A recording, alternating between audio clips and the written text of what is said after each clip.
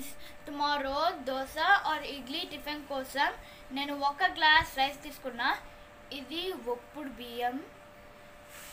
First దీంట్లో గిన్నెలో వేసి ఆ తర్వాత హాఫ్ గ్లాస్ మినపగుండ్లు వేసి గిన్నెలో వేయాలి. ఇప్పుడు దీంట్లో గిన్నెలో నీళ్ళు వేసి ఒక సోక్ చేసి 6 అవర్స్కి నానబెట్టాలి. సోక్ చేయాలి.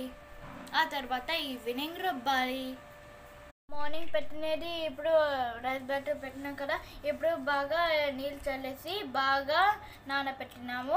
ఇప్పుడు కొద్దిగా అన్నం వేసి బాగా రుబ్బేసి గ్రైండ్ చేయాలి. కొద్దిగా అన్నం వేస్తే చాలా మృదుగా ఉంటుంది. ఇప్పుడు బియ్యం మొత్తం పిండి అంతా చేసుకున్నాము. చాలా మెత్తగా అయింది, థిక్గా ఉంది. బ్యాటర్ రెడీగా అయింది. ఇప్పుడు మూత పెట్టేసి నైట్ మొత్తం అంతా ఉంచాలి. మార్నింగ్ చూద్దాం ఎట్లా ఉంటుందో.